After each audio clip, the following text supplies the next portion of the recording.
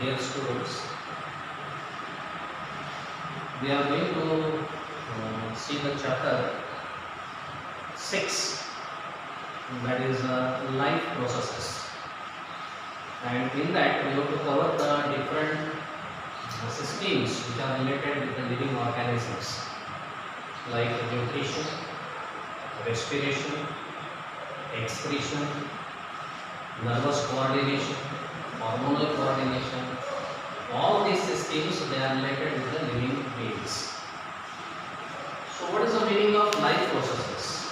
As we know that on the earth we find there are living and non-living. Living organisms, they show the locomotion movement. The basic difference is non-living organisms, they do not show the movements. They are static or stationary. But living organisms, they show movements. Some movements are visible as we walk, as we run, as the animals, they run behind the prey. So these are the visible movements. And some movements are there which are invisible, which we cannot see. For example, with naked eyes, the bacteria, we cannot see the movement of bacteria. We cannot see the movement of the internal parts of our body. So these movements, they are either visible or invisible. But in both the conditions, it requires energy. Where from the energy will come? The basic source of energy is sunlight. So it is very essential that this light energy is to be converted into the usable form, because neither plants nor animals, they can work without energy. So the plants, they can trap this energy, they can trap the sunlight and convert it into chemical energy. While animals, they take direct energy from the plants, directly from the plants or plant materials. So the life processes include the different systemic processes, and in that we have to see the portion that is related with the nutrition.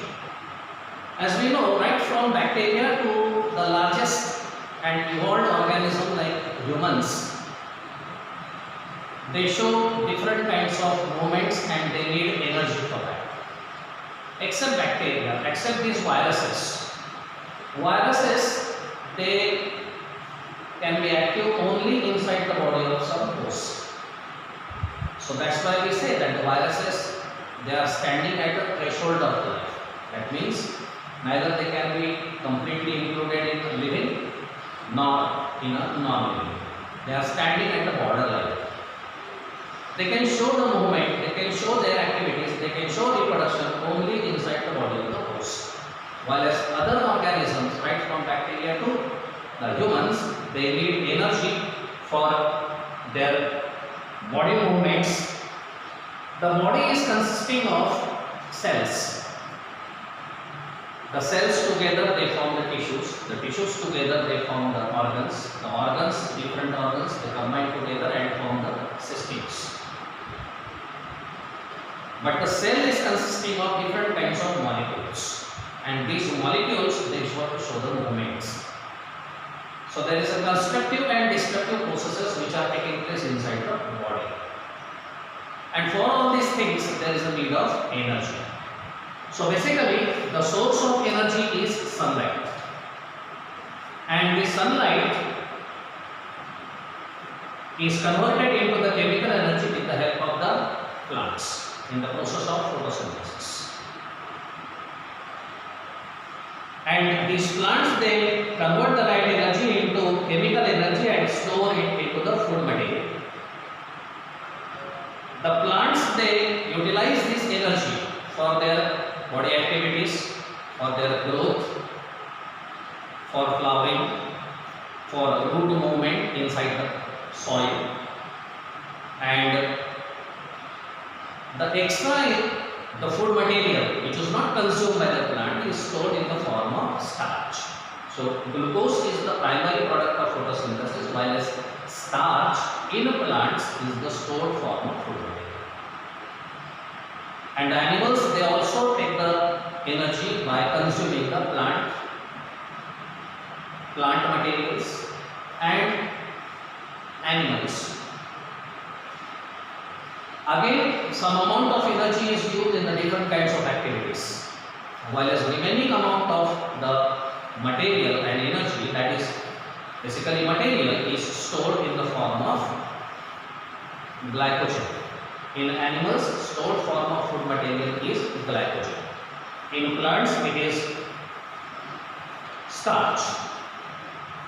So when the plants and animals, they have to use this food material as a source of energy, that energy which is in the form of chemical energy, because light energy is converted into chemical energy, and that chemical energy is in the form of glucose or starch. But if the plant has to use this energy, it has to be converted into a usable form, that is a kinetic energy. So how it will be used? And for that, the plants respire. So plants, they take in oxygen, and with the help of this oxygen, the stored form of food material, either glucose or starch, will be broken down into simple form, and then the energy will be released, which is stored in ATPs. And these ATPs, which are the energy currency, they will be used by the plants for their activities. Same is the case with the animals.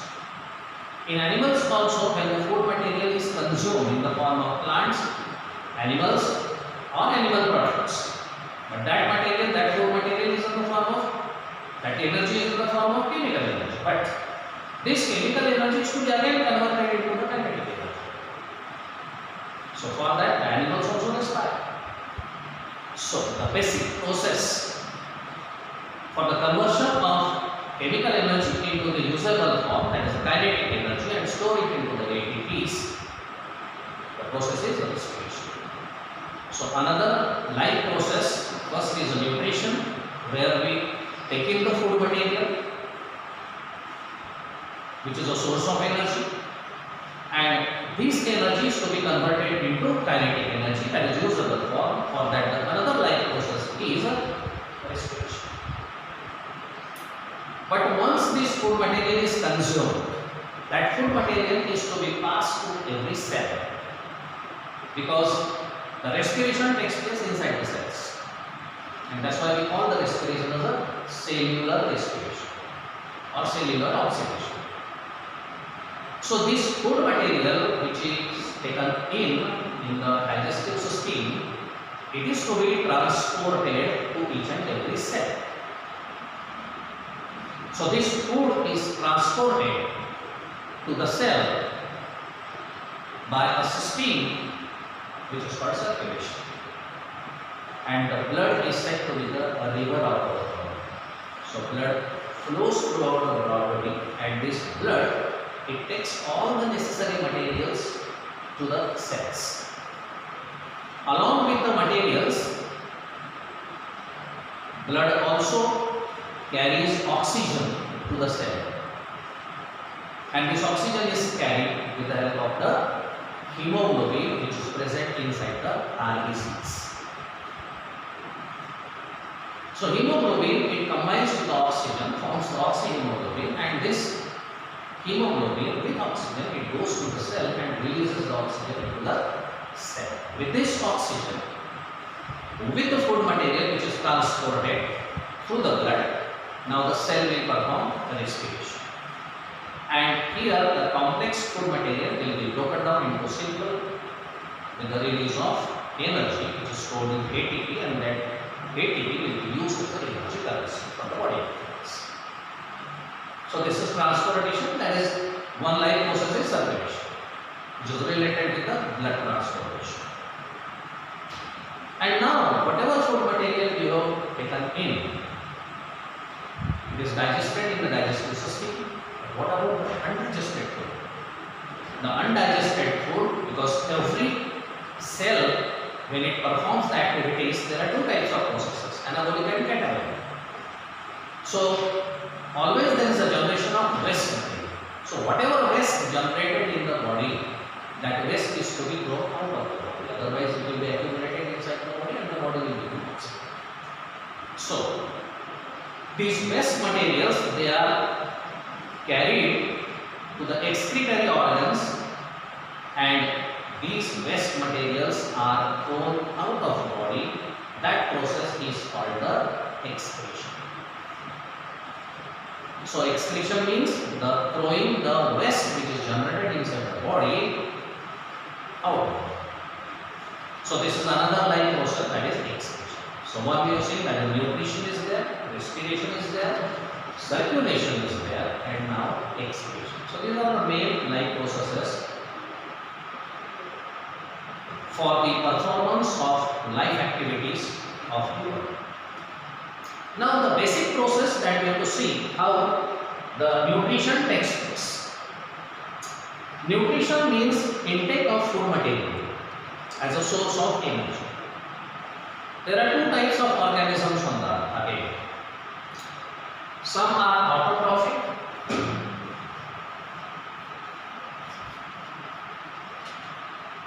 and some are heterotrophic.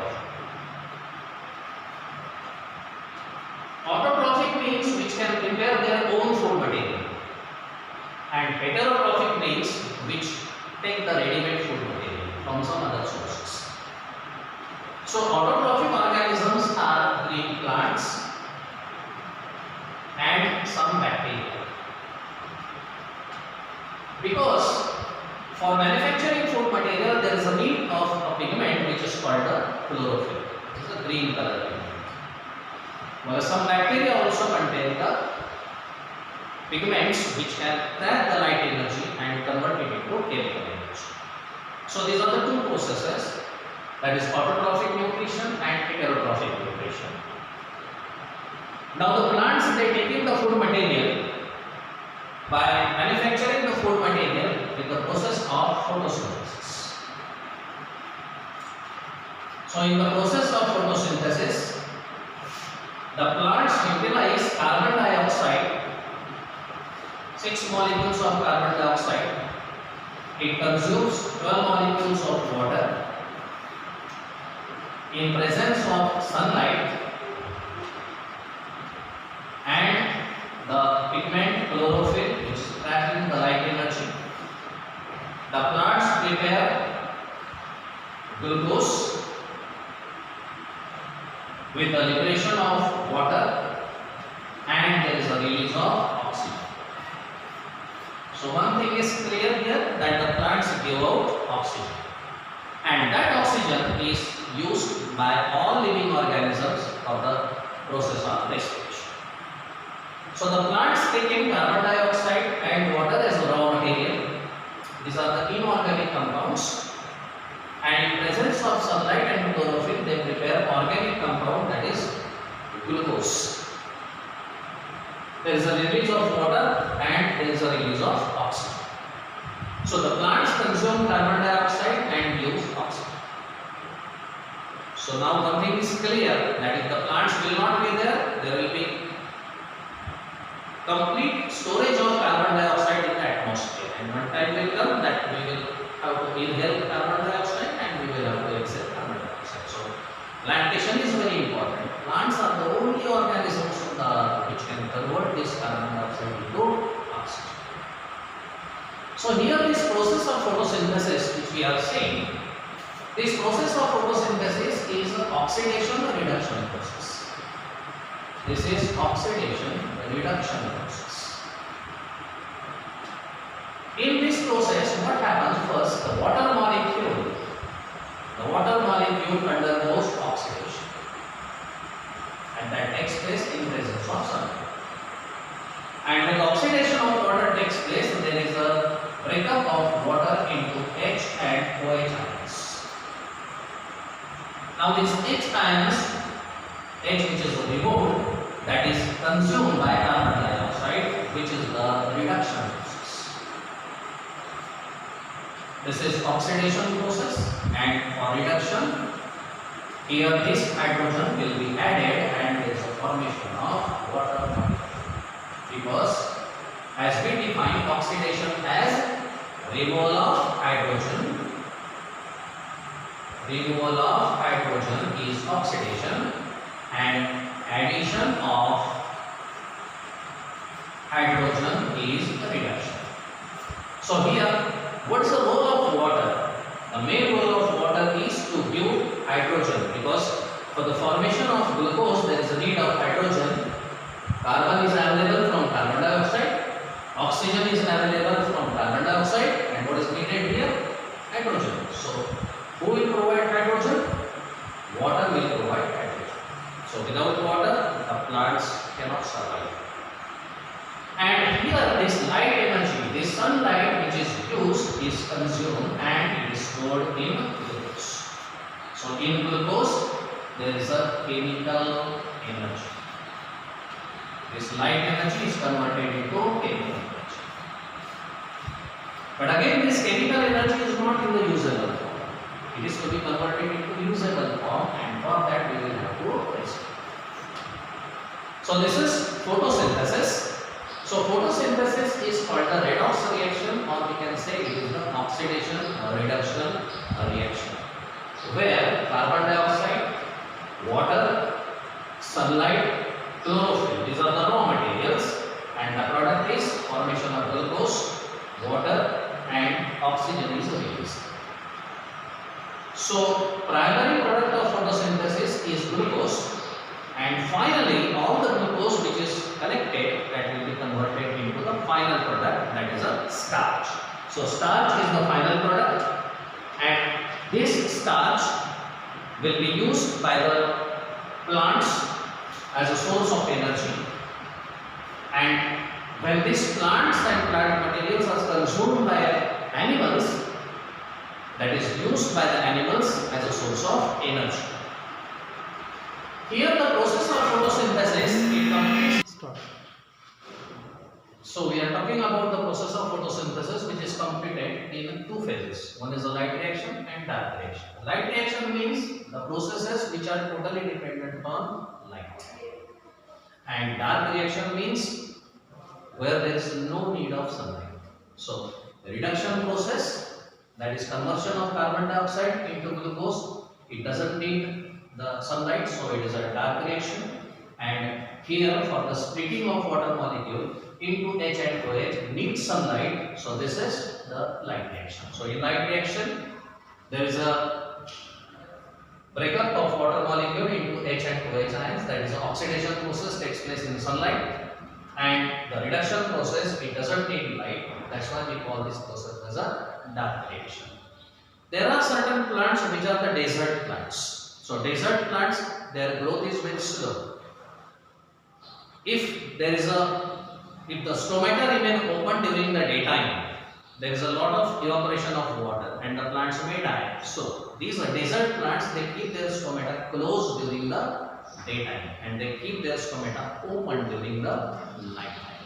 So those stomata which are open during the night time, they are called the scotoactive, and those in normal condition the stomata remain open during daytime, which are called photoactive. So in desert plants the carbon dioxide is taken in at night hours, and this carbon dioxide is utilized or used up by a compound phosphoenolpyruvic acid, and there is a storage product, that is oxalic acid is formed, and malic acid is formed, oxalic acid is formed, and this increases the acidity in the plant body. And next day, in presence of sunlight, then there is a breakup of this malic acid, and again carbon dioxide is released, and then this carbon dioxide is converted into glucose. So that's why the growth of the desert plant is slow. Now the question is, where from the carbon dioxide enters in the plant? We can take in oxygen to the nose, to the lungs, whereas in plants there are no lungs. So in plants the carbon dioxide enters through the tiny structures or small structures, small openings on the plant surface, and these are called stomata. So stomata one stoma and many stomata. Stomata are the tiny structures which are present on the leaf mainly, and these stomatal pores, these are guarded by two kidney-shaped cells which are called guard cells.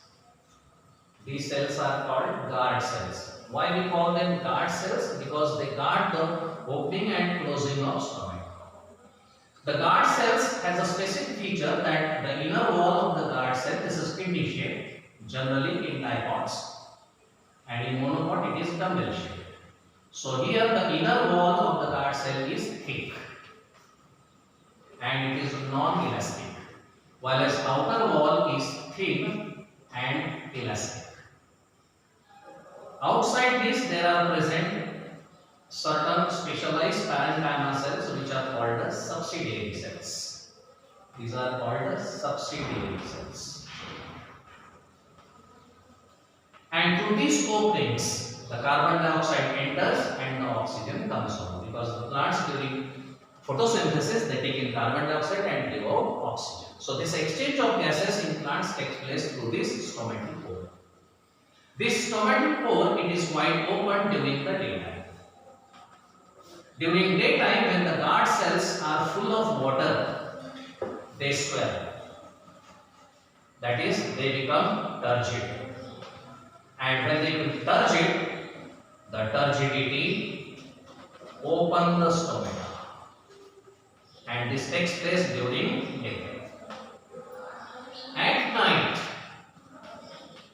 there is no need of carbon dioxide because sunlight is not available. And as sunlight is not available, there is no need of carbon dioxide. So at night, the stomatal pore get closed because the guard cells they become flaccid.